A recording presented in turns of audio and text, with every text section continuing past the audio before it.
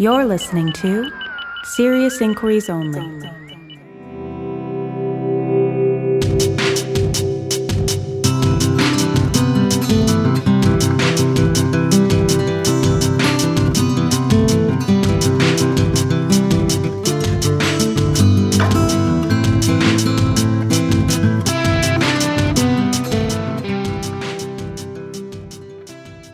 Hello and welcome to Serious Inquiries Only. This is Thomas. That's Dr. Lindsay Osterman. Back at it. This is part 2 of debunking the transphobic slice of crap that is Dr. Deborah So's book called So we're debunking a debunking, I guess, because her book is called The End of Gender, Debunking the Myths About Sex and Identity in Our Society. And this is a debunk of that debunk. It's an inappropriate, she inappropriately debunked. Bad debunk. Yeah. So maybe the first episode could be called The Beginning of the End of the End of Gender, and this one can be the end of the end of the end of gender. That'd be good. Yeah. Yeah. We are, I guess we're rebunking these myths then. Mm-hmm. Is that, I don't know how words. Anyway, them. Make sure you caught part 1 if you didn't already. So I think just in case, we want to re-up our content warning that we are debunking a very transphobic book. And so discussions of things that are transphobic and ideas that are not valid and probably very insulting. So content warning there. We are debunking this book. We are discussing the book. It's a transphobic book. I am so excited to hear Lindsay break this down. It's so educational. I'm learning stuff I didn't even know, like, how much difference there was between this picture of, like, scientific sex, and what actually is out there in the world. It's so fascinating. Yeah. Much more fascinating than Deborah So makes it out to be, or other transphobes make it out to be. So let's go. Part 2. Part 2, yeah. Yeah, so in the last one, we talked about her first 2 chapters, which she says were aimed at debunking 2 myths, right? So the first myth was that biological sex was a spectrum. The second myth was that gender is a social construct. And so now we're picking up with myth 3, that there are more than 2 genders. Yeah. All right. So in this chapter, she is tackling what she calls as a myth to do with the plurality of gender identities that have been articulated over the past few years. Because we've seen an explosion of language around this, in recent years. People are describing the way that they experience their gender in different ways, and it's very interesting, right? So essentially, the claims in this chapter are that gender-diverse individuals are either, 1, teenagers going through a phase, 2, people who are confused about whether it is okay to be a woman with some masculine traits, or whether that means they're a different gender altogether, or, this one's fun, they're dudes trying to pick up girls. Oh, wow. Yeah. Mm-hmm. So this is a quote. She says, quote, "In my opinion, for straight men, identifying as queer can be a tool signaling their progressivism so that feminist women will date them." So that's cool. Not dismissive at all. So yeah, that's the crux of her claim here. So, and I just have to say again, given her focus on the biological basis of gender and her acknowledgement of the variability in the processes underlying sexual differentiation, her dismissiveness of variability in gender identity seems very, very odd. That is weird. That is because you mentioned that last episode that she did actually run through some of the science accurately. She does on kind of the variability there. So I guess like Occam's razor thing might think like, okay, well, if we have that variability in the science of the genetics and all that stuff, maybe that would lead to some variability in how gender would be expressed in humans. Yeah. Wouldn't you think? Yeah. I mean, I think it would be pretty surprising if it didn't. It would be very surprising if it didn't. Yeah. And so, but actually, she's playing another very weird language game here, right? So here's a quote. She says, quote, "Everyone to some extent is a combination of male and female traits. No one is 100% male or 100% female or 100% gender conforming," right? So far it's like, okay, well, that's literally what everybody's talking about, right? When they say that gender's not binary, when they say that there are more than 2 genders, when they say that it's better represented as a spectrum, that's what they're talking about, right? Yeah. And so I'm like, okay, where are you going with this? Yeah. And then she ruins it by illustrating her point by talking about how there are some men who like talking on the phone and some women who like playing video games. On the phone. That was Yes. what she went with in the year 20, I guess late 2020 or something, or when this was put out. Yeah. Yeah. So to be completely fair to Deborah Soh, what she does acknowledge is that there's variability in masculine and feminine traits. She just resists the idea that this legitimizes the claim of people who say that they have gender identities other than man or woman. So she says that there are men and women, full stop, and men and women can be more or less stereotypical. And like, yes, that's Sure. true. Yeah. But there are also people who don't identify as men or women. Yeah. And it's I know unclear to be... it's how would you prove this? You know, I want to do the Big Lebowski, like, well, that's just like your opinion, man. Like, okay, if you say, no, it's actually just variability in kind of some of these traits that are typically gender coded and not a different gender identity, I'd be like, well, who am I going to ask? If I have a trans friend in my life, which I do have many, am I going to trust Deborah Soh's opinion of their identity, or should I just maybe ask them what their identity is?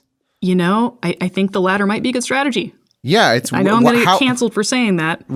Right. You just, again, you're back in SJW prison. You've just been sacked. Yeah, I don't get how could she even prove that? Like, what would even prove that? Okay. I'll tell you how she supports it. It's bad. It's very strange to me that this would be the point that she's doubling down on. Like, you know, so in the same discussion too, she claims that left-wing activists are actually the ones that are being really rigid in their definitions of what it means to be a man or a woman, because they're insisting that everyone who doesn't perfectly 100% fit the gender stereotypes of these categories must require a completely new gender to describe them, which just isn't true. Right? I want to know how she would respond if I was like, you know what, Deborah Soh, I think there are only men. There's only one gender. And they're just people who have like more and less of the one gender's traits, you know? And like some people have a little bit less of it. Some people have a little, but there's only one. Sorry, you aren't a woman. That doesn't exist. How would she respond? Well, no, you get the two. You get the two genders. Because it's, you know, I do think she would say that it's because it's related to sex, but then it breaks down once you talk about the variability in sex, right? Right. Like it's I don't know. Like I can't claim that all of her argument is like completely coherent to me. Well, I think because she's smuggling in some assumptions that are, again, culturally conservative assumptions about gender. And that's the places where it seems to me, the places where she has to do this like kind of just insistence. Like, no, it's actually not that you're transgender. You just, you know, have a little bit of more of these traits that whatever. The only way she could support that is by insisting upon it. There's no proof of that you could really have. I mean, it's essentially just saying you must identify how I want you to identify, not how you want to identify. Yeah, I don't know what else it comes down to. Right. I think that there's also an implication here that, I don't know, that like identity isn't real or something, you know, because I mean, I don't know, like she's fully willing to admit that, again, that there are differences in how stereotypically feminine or masculine men and women are, right? But then for some reason, she's just not willing to extend that claim to gender identity itself, right? Yeah, that's interesting. Which is it's very strange to me. And one way that she makes this point, this is fun, is that, so Deborah Soh describes herself as a highly masculine woman to credential making the claims that she is. So she says that, you know, even though she appears very highly feminine, that she is highly masculine. And then she's like, but I understand that I'm still a woman, and thus... Good for you. Yeah, good for you. All right. Okay, so she also criticizes the idea that gender is a spectrum, right? And says that it's absurdly inconsistent with the scientific consensus to say that there are an equal number of people at each point along that spectrum. What? And she yes, I know. And she's right. That would be absurd, and nobody is saying that, right? I think that a good analogy here is to consider personality traits, right? So like extroversion, for instance. Extroversion is a continuous bipolar trait. And there are people who are extremely low on the trait. We call them introverts. And there are people who are very high on the trait. We call them extroverts. And when you look at large samples of individuals, their scores on extroversion form a normal distribution. Yeah. So most people fall in the middle, right? They're not particularly introverted or extroverted. They're ambiverted. And fewer people are there as you get further extreme in the scores, right? And I'd argue that you can probably talk about these gender identities in the same way, right? Like if you're thinking about highly masculine gender identity, highly feminine gender identity, right? There are probably distributions here of like where people are in terms of their identification with these genders, right? And they're distributed, well, right? and it's like she's coming in, like you just used the word ambivert. Yeah. And it's like she's coming in and saying, no, stop it, Lindsay. That's not, there's only two verts. There's only two verts because of biology, not God, science. There's only introverted and extroverted. And you might be an extrovert with some introverted qualities or an introvert with some extroverted qualities, but you just invented that ambivert, Lindsay, and that you can't do that because I said so. Yeah. Close-minded. Like, why? My question would be why? And if somebody, and along those lines, if I met someone who's like, yeah, I think I'm an introvert, but sometimes I just feel a little like, I feel a little extroverted. I wouldn't be like, no, you have to identify as an ambivert or vice versa. If someone's like, yeah, I'm an ambivert, I can kind of, I feel kind of either way. It depends on my mood, blah, blah, blah, blah. I'm not going to sit there and say, no, pick one. you need to pick one of the verts. There's only two. This stuff gives me a headache. Yeah. So anyway, right? So like I just want to underline like what's the actual claim, because she's not representing it in her book. The claim is that people have traits, right, which are definitely related to their biological makeup and then inform their gender identity. There are lots of people who are XX and are women, but not all of them. There are lots of people who are XY and are men, but not all of them. That's it. And she's misrepresenting the conversation around these issues in some really important ways, right? So one, obviously she's strawmanning. Not just scientists, but also activists, right? But two, she's drawing inappropriate conclusions from the scientific literature to invalidate gender diverse identities. Mm-hmm. And because people with gender diverse identities have been historically mistreated and oppressed for not fitting into these categories, we absolutely should be making a push for education on these issues and acceptance and validation of people's identities as legitimate, which is exactly what she is working against in writing a book like this.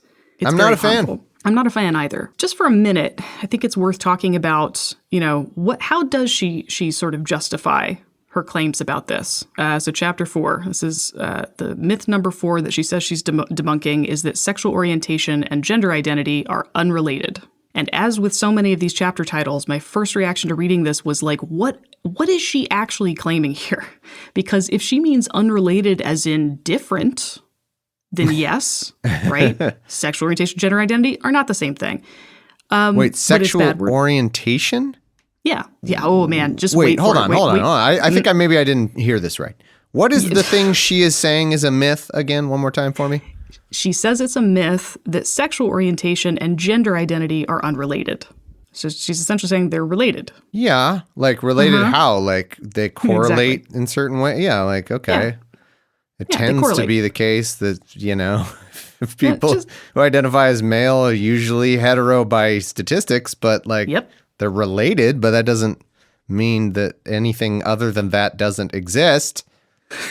So that was exactly my reaction, right? Yeah. So I was like, okay, so either she's saying they're different, sure, or she could be saying that they're uncorrelated, right? And that's what you're saying right now. Which not even people on our side would make that claim, right? I mean, like nobody thinks that like, no, it's if I find out that you are a woman, my SJW card tells me it's 50-50 chance whether you're into men or women. Is that what she thinks that we think or something? Just wait for it. There's some real fun stuff. What is the thing you think that I think, Deborah? So what is it? Yes, right. I had the exact same reaction. So like, if that's what she means, it's like, it's another straw man. Yeah. Right? So, but after a long preamble about how much she loves partying with gay men, she begins her argument with this statement. She says, quote, "Let's start with the, quote, sexual orientation is biological part. Some of you may already be mad, wondering what proof does she have that sexual orientation is biological?" This writing is so fucking bad. Oh my God. This is not. And it's another straw man. Good writing. Yeah, I know. Let's do two separate things, I realize. But yeah, like I know it just it's not even worth saying this, but I'm going to. It's a straw man. Literally any textbook in psychology or biology that addresses sexual orientation will have a thorough review of the current state of the evidence that factors in prenatal development and other things appear to be related to sexual orientation. Nobody who is educated on this topic would claim that sexual orientation is not influenced by biology or that it is chosen. Okay, but as it turns out, where she's actually going in this chapter is much more disturbing than just trying to make the left look dumb again. In this chapter, she's going to make the case that the vast majority of people who identify as transgender are actually not, right? So we previewed this at the beginning, but rather are either A, gay and confused about their sexual orientation, or like they're confusing their sexual orientation for their gender identity. B, have a paraphilia known as autogynephilia, which describes being sexually aroused by the thought of being another gender. C, suffering from a mental illness that secondarily causes gender dysphoria and can be resolved by treating the underlying mental illness rather than through gender affirmative therapy. I know you may be thinking, how is she getting from sexual orientation and gender identity are different to this? Citation needed. I'm just waiting for the how is she proving this?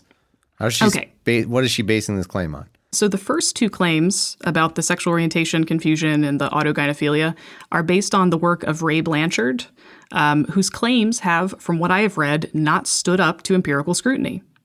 But it will not surprise you to know, she represents his claims as though they are a matter of settled scientific consensus that are now being blackballed by left-wing activists. To the best of my knowledge, this could not be further from the case. There is simply no evidence supporting his model. And to the third claim about gender dysphoria just being a secondary result of some other mental illness, this is a fun one too, right? So she makes this claim on the basis of literature showing that transgender individuals are at higher risk for suffering from mental health issues, right? Any guesses as to what kinds of mental health issues might be more prevalent among transgender folks historically? Depression, anxiety, not for, things that you would expect from maybe not being accepted by society? Yeah, no, precisely. So yes, all of those things, right? They are at higher risk for anxiety, depression, suicidality. And the usual interpretation for this finding is not that the mental health issues are causing the gender dysphoria, which is what she asserts. Yeah. But rather that gender dysphoria and the social issues that you just mentioned that surround being gender diverse are likely to cause things like anxiety, depression, suicidality. I mean, ask any, well, I'm sure I know we have a lot of cis people listening just statistically, but also statistically, a lot of people like myself who've struggled with depression. At no point in being depressed was I like, maybe I'm not a dude. That doesn't cause that. It would be the other way around, you would think. Yes, you would. Like and that, pure, again, that like is I'm the saying, consensus. Purely because I was depressed, at no point was I like, now I am also gender dysphoric. Like that doesn't strike me as plausible. No, right? And again, like she doesn't even acknowledge this other possible interpretation, which is the mainstream interpretation of that relationship. She just claims directly that the gender dysphoria is caused by some other mental illness, right? So she's just making a claim that if you're transgender, it's because you're mentally ill in some way. So citation needed, essentially. Yeah. And again, right, so she makes sure to say throughout this chapter, to give herself something to point to when people accuse her of being transphobic, she makes sure to say throughout this chapter that she's not saying there are no truly transgender people. It's weird. I was wondering about that because the stuff it does seem like, okay, so this Quillette article that was the excerpt of her book, it does the thing that a lot of these people do all the time. They did it with Me Too, and they do every issue. I want to protect the real people who have this such and such thing. Like, yes, not because the title was How the Non-Binary Trend Hurts Those with Real Gender Dysphoria. So somewhere in her writing, it seems like she's allowing for like what she thinks is genuinely trans people, but the more I hear about this, the more that seems to be defined down into oblivion. Like, I'm not sure pretty much who the perfect trans person is for her liking. Yeah. It must be a vanishingly small number. Yeah. Right. Because I've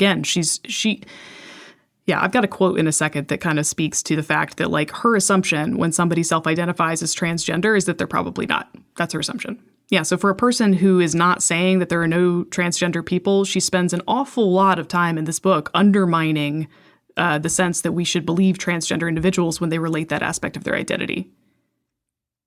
So plus, if we're allowing, I'm really unsure. Like, what if I think it's probably just a trick? I mean, it was a trick the whole time. Well, if you back in Me Too, I'm worried that these things that I don't like are gonna devalue the claims of the people that I blah blah blah. It's just pretending like you're actually advocating for something you're not. But anyway, let's take her at her word, because she has said explicitly. It seems as though, like you're saying, that she does believe trans people exist in some form in her mind.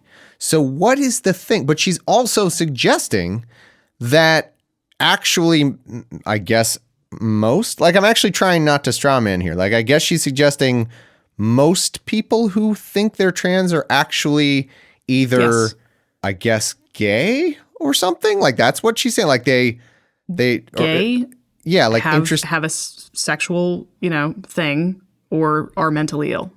So what I want to ask Deborah So is, okay, if you've granted that there are the people somewhere, the magical people somewhere who are really trans, trademark, like TM actual trans somewhere, what in your mind, Deborah So, transphobe, what in your mind separates those people from these other people you're talking about? Like, what would be the thing? How would you know what would be that difference? And I would suggest that would be a very difficult question for her to answer, I think. I don't know what she would even say. Well, she talks a lot in the book about persistence. Persistence. Yeah, like whether the gender dysphoria persists for a long time, right? But there's been a lot of writing, like, boy, did I do a lot of reading to sort of contextualize some of the stuff that she's talking about. And that approach to trying to conceptualize transgender individuals, right, has been pretty strongly criticized. Because she's getting, in the next chapter, she's going to get to claims about, like, who should be allowed to transition. And she essentially claims that, like, because it's so hard to predict who's going to persist, right, in their gender dysphoria, that it's very dangerous to allow people to transition, right, during adolescence. And so she's putting a lot on that idea of the persistence of gender identity. Okay, so in her mind, it would, like, the real trans people would be people who still have dysphoria after you do a bunch of stuff or something. Like after you deal with it the way she wants to. Exactly, right. So like, if you can't convince them that they're actually cis, and you try really hard at the conversion therapy thing that she advocates for, and they still don't improve, then, like, as a last resort, you can maybe you accept them. maybe acceptance as a last resort. That's exactly a good summary of this book. That sounds that I don't think I'm straw manning by saying that. Okay. All right, so there's an anecdote here that I think is relevant to her position here, and I like to read Deborah So in her own words, because I think it's illustrative. So she's relating this anecdote about, she's at a conference, and this man comes up to talk to her about his child, who is a trans girl, and it's clear that his daughter has expressed that she is a girl consistently since he was a very young child, and now apparently she's interested in transitioning. And the father is experiencing, like, a lot of turmoil over whether or not he should support his daughter in wanting to transition. And so here's what she relays saying to the man. She says, quote, I explained what my conclusions were based on, summarizing a few research studies and explaining how politicized the subject had become. In my mind, it was very likely that he did not have a transgender daughter. He had a gay son. Ah, geez. That's Deborah So. And now, just a little bit, right? I want to talk about some of the ways that she invokes neuroscience to cast doubt on gender diversity, right? And on transgender people. So I alluded to earlier the fact that there's good evidence that certain regions of the brain are sexually differentiated during prenatal development, and later too, but a lot of it is during prenatal development. And there's also quite a bit of evidence suggesting that some subset of these differentiated structures, but not all of them, show differences as a function of sexual orientation. So these structures look similar between straight men and lesbians, and they look similar between straight women and gay men, right? And so there's some interesting literature on this, right? So she claims that to date, the research on the brains of transgender individuals is confounded with sexual orientation, which she defines according to sex assigned at birth. So she would say that a trans woman who is attracted to men is gay, and thus that any brain similarities that have been identified between cis and transgender individuals could be just because of sexual orientation in the way that she's defined it. And so she uses this assumption to dismiss neuroimaging studies that have indicated that, like, in some regions of the brain that are sexually differentiated, that you actually see more similarity between trans and cis people who share a gender identity than you do between transgender people and other people who have the same sex assigned at birth, essentially. So she says she's referring to like a couple of specific studies, and she says these studies had them completely confounded, and so we can't know whether the brains of transgender people are actually confirming that their identity is what they say it is essentially her point. But I found a 2017 study, and like I don't want to claim that this is all like totally settled science. I think that there are a lot of these questions where we're still figuring out like what the underpinnings are. That's it's fine. sounds like it's relatively new and also a complicated area to study. Very complicated. Yeah. Right. But I just, she wrote this in 2020. She has cited some things from 2018 and 2019. I just find it interesting that she didn't talk about this study that examined a number of sexually differentiated brain regions, and they did so as a function of both gender identity and sexual orientation. So those things were not confounded in their study. And they found some stuff that looks pretty interesting to me. So like there was like one brain region in particular, which has been implicated in identity and like bodily awareness and stuff. And it showed similarities on the basis of gender identity, but not sexual orientation or sex. Wow. Right? That's so interesting. I know, it is interesting, isn't it? This is something I was going to talk about. I have found it very fascinating throughout my life because, it is absolutely the stereotype. But because I do theater, I have a tremendous number of gay friends, of trans friends, of all kinds of different people. I've always wondered, like, I wonder what the difference is. Because I know some gay men who are stereotypically feminine, but are not trans. And I've always just kind of wondered, like, I wonder what the difference is there. Is it, what's going on? And what I have not wondered is, hey, why don't you identify how I want you to identify? What I have wondered is like, I just wonder what's going on there. Like where are the lines, if there are any, between being maybe someone who feels very feminine or rejects gender norms altogether versus someone who's like, no, I am this gender, whatever, like what are the differences there? And this is fascinating because it sounds like maybe there are brain level differences that would be like, no, it's not just that someone is very feminine. It's like, no, there could be regions in the brain associated with identity that would account or at least kind of correlate with the idea that it's like, no, this person is a woman and this person is a man. That is just endlessly fascinating to me. Yeah. It's almost like you should believe people when they, tell you what their gender is. Maybe Pretty it's cool. Super complicated, and it's a real good shortcut if you don't want to fully figure out every unanswered question in science. Is just be like, hey, what are your pronouns? And then when they say what their pronouns are, you'd be like, cool, those are your pronouns. Yep, that would work. Yeah, that seems like a good shorthand. Pretty good heuristic there. Yeah. But again, like she's trying to make the case that like, well, I already showed you that gender is, directly related to these biological factors. And now I'm showing you that there's no evidence that there's a biological underpinning when it comes to transgender people and thus, right? Yeah. And also like the neuroimaging studies is not all the stuff we can look at, right? Like there've been twin studies, right? There's a higher concordance of being transgender among identical twins compared to fraternal twins. So it's thought that there's potentially a pretty strong heritability here. So like, yes, the point is this literature is far more complicated than she suggests here. Yeah. And she is selectively focusing on some pieces of it in a way that seem to support her general claim, and she's ignoring everything else. It's not that surprising. So myth 5, the fifth myth, it's hard to say, that she is debunking is that children with gender dysphoria should transition. So we've been wondering this whole book, where on earth is Deborah So going with all of this?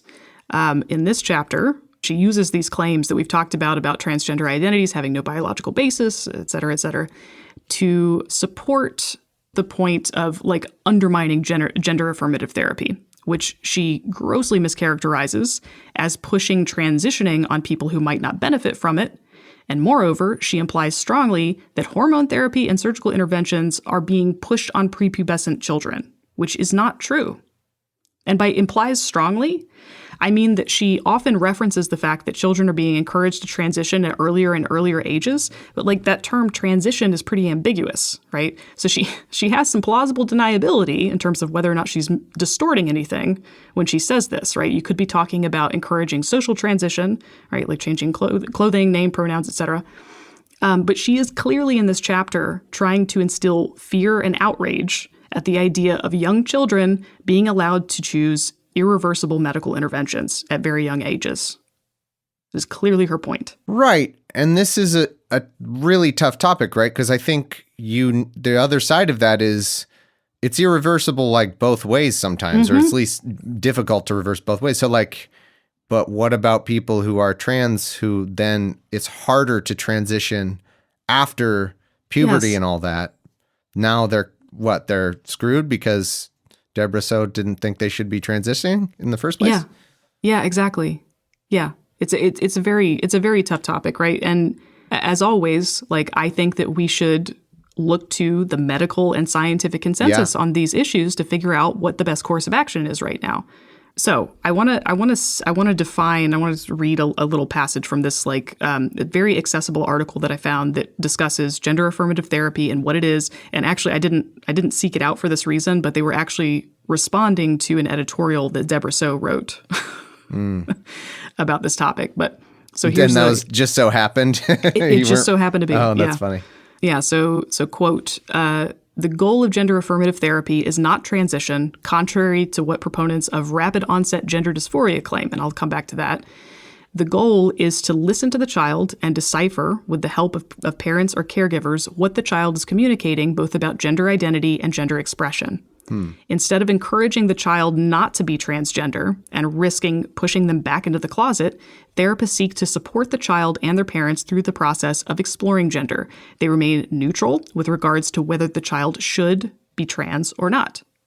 Okay? And this explanation of gender affirmative therapy is consistent with what I read in like academic review articles that were summarizing the current research on this and the best practices and standards of care when it comes to youth with gender dysphoria. So claims that, again, she's not a fan of gender affirmative therapy, and she claims that a different therapeutic approach is more acceptable and supported by evidence. And she describes it here. So, quote, the quote-unquote therapeutic approach, or the quote-unquote developmental model, allows a child to explore their gender while being open to the possibility that they may grow comfortable in their birth sex. A clinician will seek to understand factors relevant to the child's development, including trauma or other psychopathology, and what else is going on in the child's life that may be leading them to feel this way. This final approach, which is backed by the scientific literature as the most appropriate course of therapy for these children, has instead been denounced by experts, medical organizers, and academic researchers as transphobic, conversion therapy, and abusive. You know who I believe? The experts, medical organizers, and academic researchers. Yeah. Because, I mean, it doesn't take much reading between the lines here to understand what the goal of the approach that she's describing is, right? It's assuming that children who express transgender identity are probably not, in fact, transgender. And the goal of this therapy is indeed to discover the quote-unquote real cause of their expressions of gender dysphoria. Yeah. And so this reference to like trauma, psychopathology, perhaps sexual orientation, whatever, the idea that these are common causes of gender dysphoria are scientifically discredited claims, right? So yeah, what she's describing is conversion therapy. And it's been rightfully denounced as such. Yeah, conversion therapy, but trying to like PR it up to sound better than it is. Because like she tries to the way she makes it sound, it sounds like probably what the other thing is. Like, I have the same obviously the other therapy, the correct standard of care, like as best determined by professionals right now, is going to involve the possibility that the person is cis. Like they're not going to like say, nope, first order of business is you're not cis. Like that's not That's not how things work, is it? No, exactly. It's another straw man. This book is so many straw man people. So what she's describing is conversion therapy, and I'm not just asserting that. So that, in one of the peer-reviewed papers that I read on the current best practices for care of transgender youth, they said, quote, "The official position of the American Academy of Pediatrics and the American Psychological Association are that this approach," and they're referencing the approach that she's talking about, "to the care of transgender youth is unethical and harmful." Wow. Yeah. Okay, let's not do that then. Yeah, let's not do that. She claims that gender affirmative therapy is being embraced too hastily by the scientific and medical communities without sufficient empirical evidence to support the idea that transgender identities should be affirmed, or that the medical interventions to support transitioning are safe. Okay.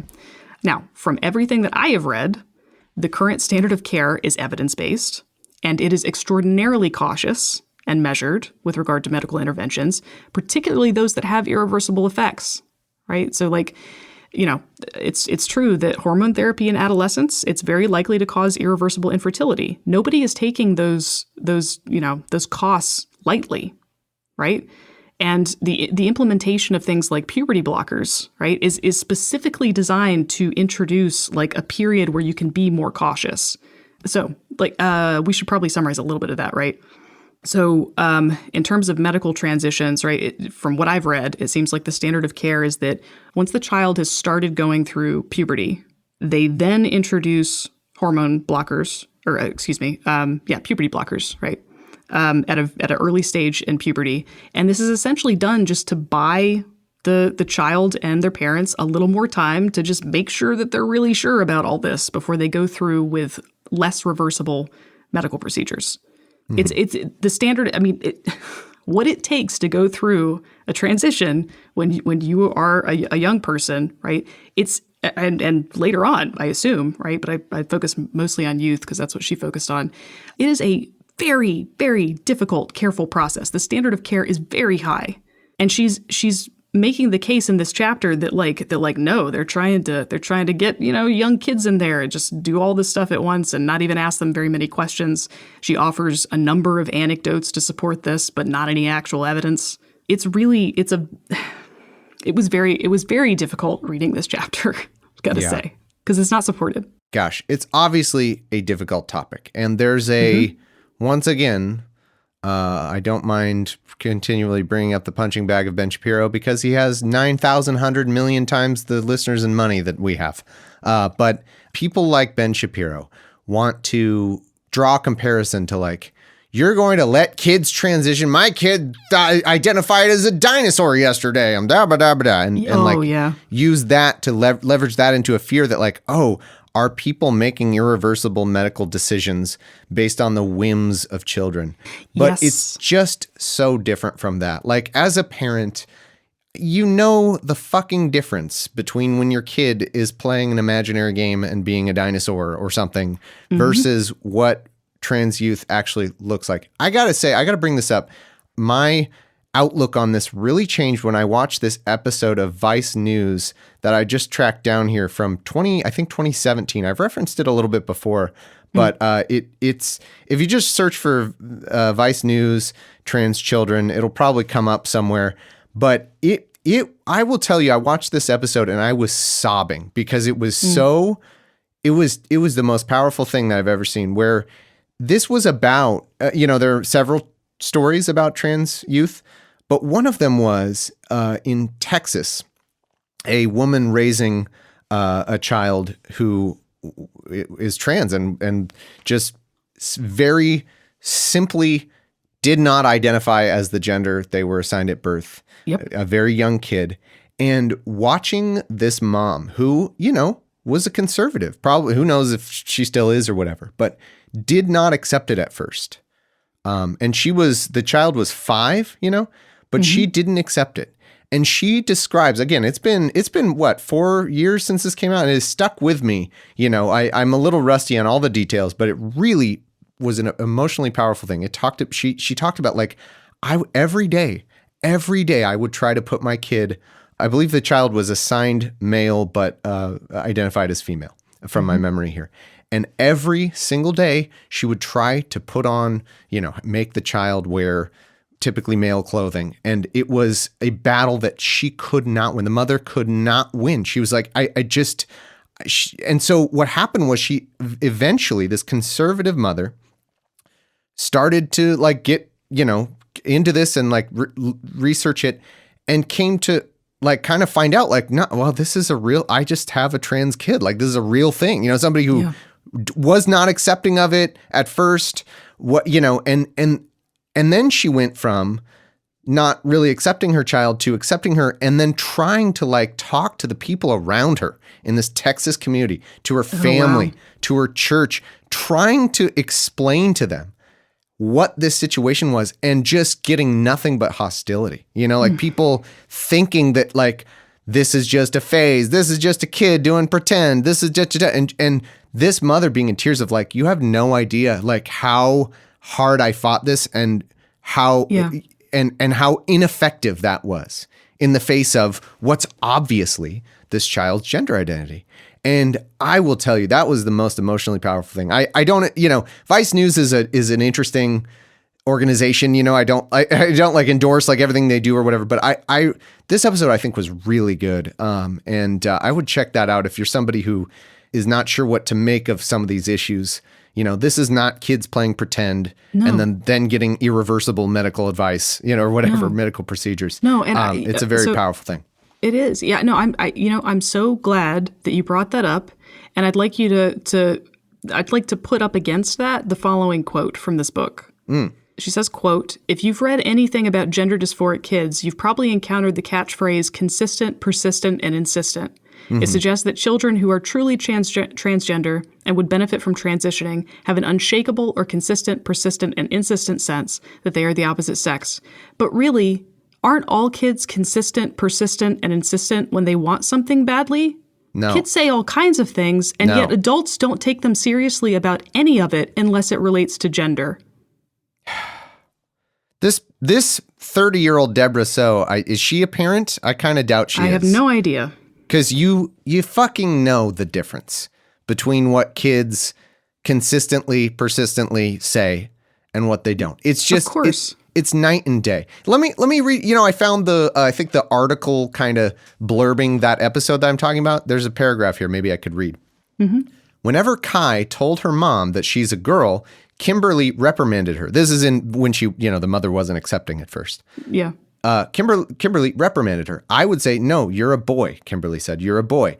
Kai was constantly being punished. She spent entire days in and out of timeout for crossing gender boundaries.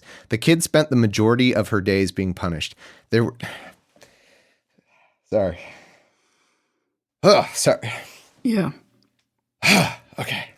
There were days when I would have to tell her there were days when I would have to tell myself that I could not spank her again that day.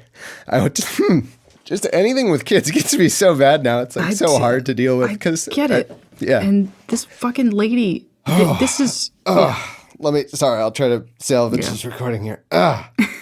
Okay. There were days when I would have to tell myself that I could not spank her again that day. I would tell myself, you have to let this kid out of timeout. Whew, sorry for getting emotional, but anything with kid just anything with kids just really gets me because you know the difference, as a parent, like you should know. And as much as I'm, obviously really glad that this parent eventually figured things out, like it's hard to process the damage done there and it's hard to deal with emotionally the idea of just how many trans kids, throughout the world are not getting any understanding, even after a process of just awfulness here, of this fight. And it's man. Anyway, apologies, but it is this book is so ignorant and dangerous and it's garbage. Yeah, and there are real people's lives at stake. And I would encourage you to go back and watch this episode of the Vice News, and just if you're not getting it, if you don't see why that I'm having this reaction or why people might have this reaction, you might if you just see what it looks like for a kid to be like being punished for consistently and persistently, in the words that you used, identify like expressing their gender as they see it, and it's undeniable. Yeah, and her sort of, this quote I find so problematic on so many levels, right? Because what is this about? Kids say all kinds of things, and yet adults don't take them seriously about any of it unless it relates to gender. Like what? Yeah, if kids say I'm hungry, I take them pretty seriously about it. I made the same comparison in my notes. It's like, yeah.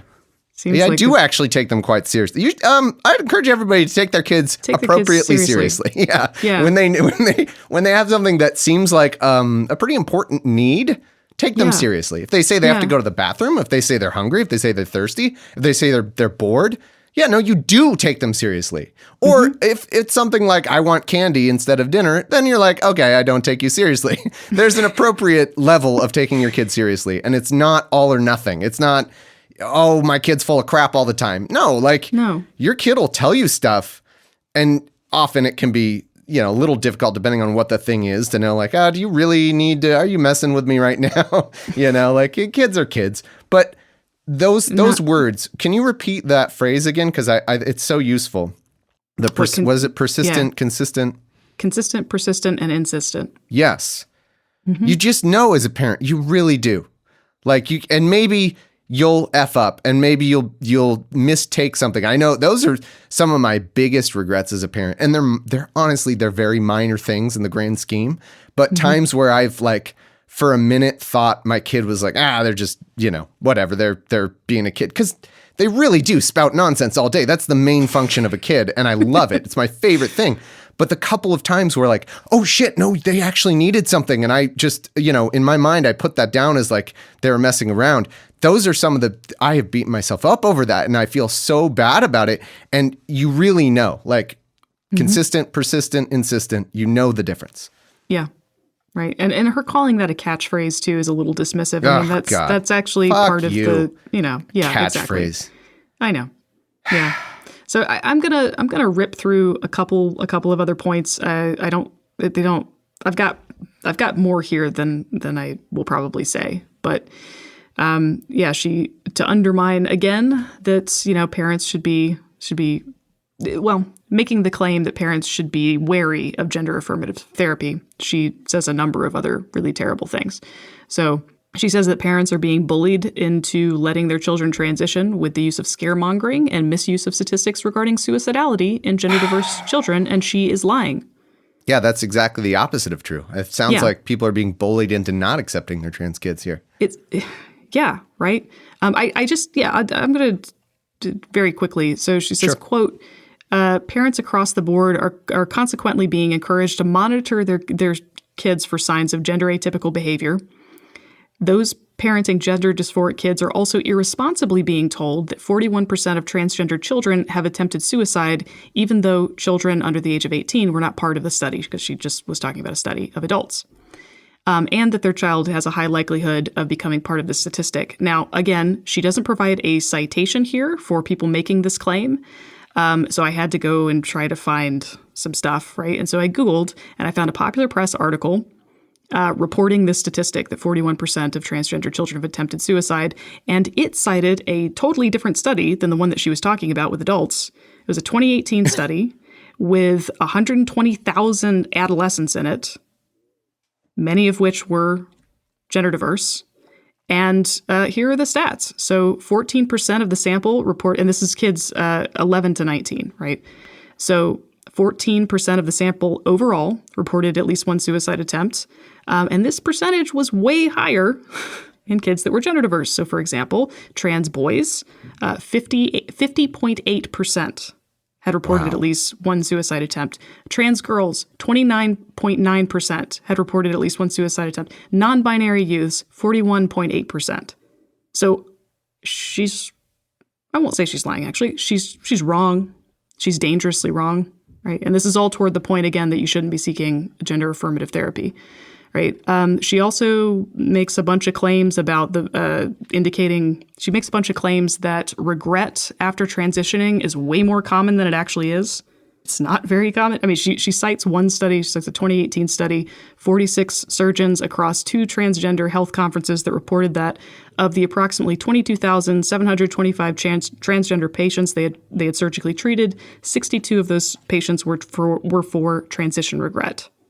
This translates. Wow, that sounds like overwhelming success. And yes, it does. Yeah. This translates to a detransition rate of about 0.3%. However, these numbers were collected in 2016 and 2017. We have yet to see the fallout from the spike in referral numbers resulting from rapid onset gender dysphoria. Okay, we don't have enough time to go into the rapid onset gender dysphoria. This was a purported phenomenon based on a very shoddy study. It has been thoroughly discredited. Fake, right?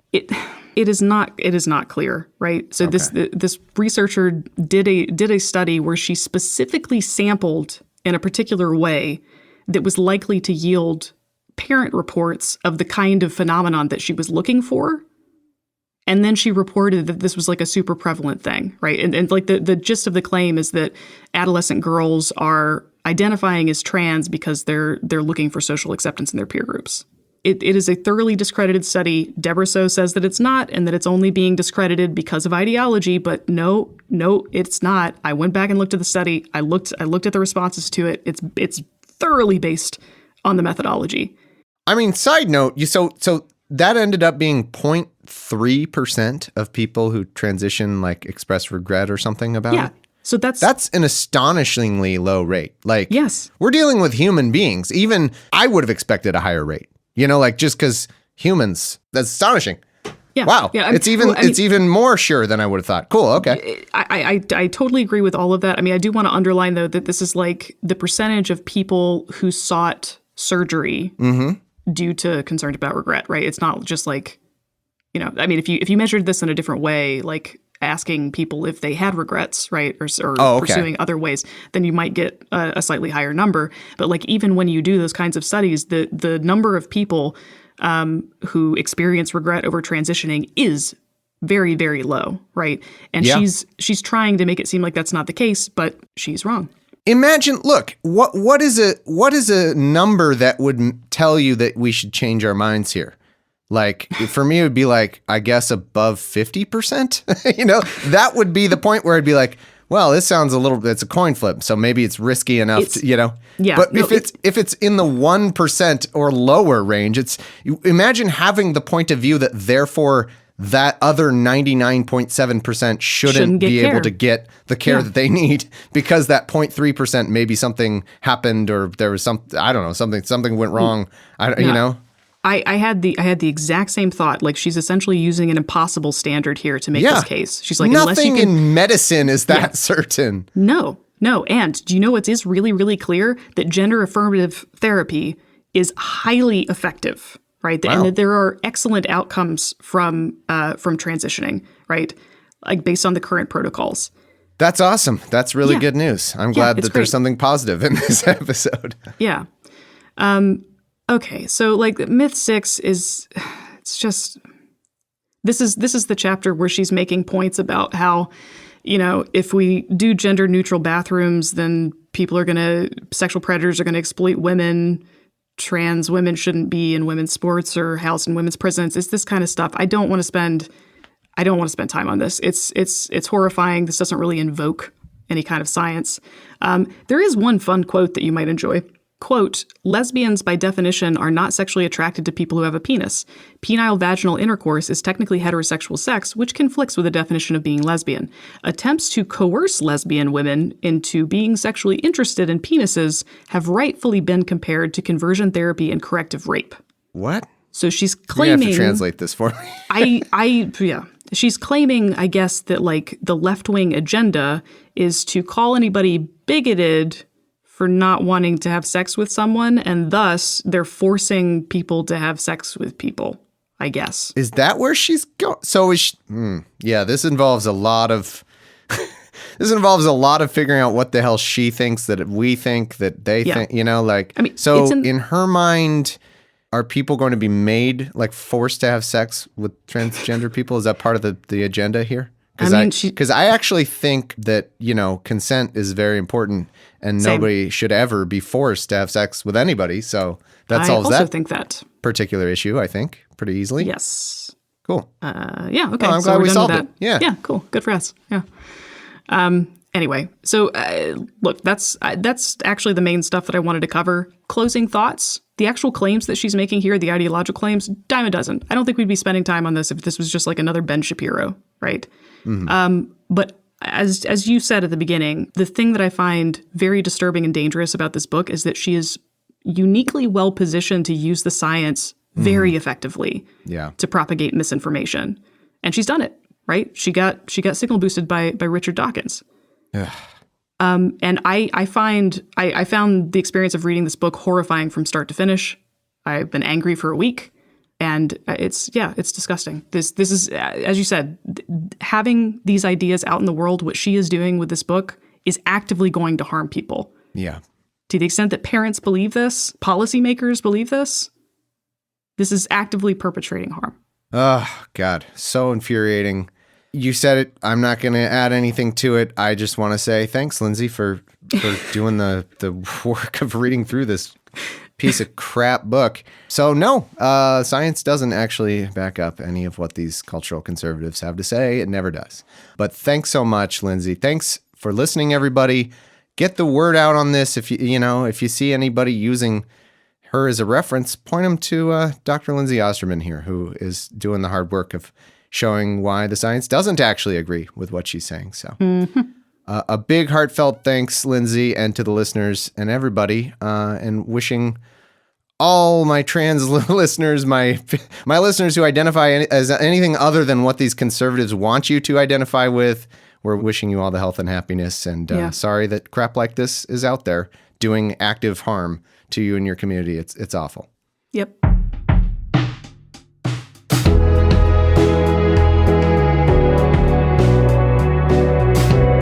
Thank you so much for listening to Serious Inquiries Only. If you like the show, the absolute best thing you can do is support us at patreon.com/seriouspod. The second best thing you can do is please share it on social media or by word of mouth. Speaking of social media, follow me on Twitter @SeriousPod. If you'd like to be Facebook friends, send me a request at facebook.com/ThomasPodcast. If you're not up for that level of intimacy, that's fine. Maybe you want to join the discussion at facebook.com/groups/SIO members. Thank you again for listening. We'll see you next time.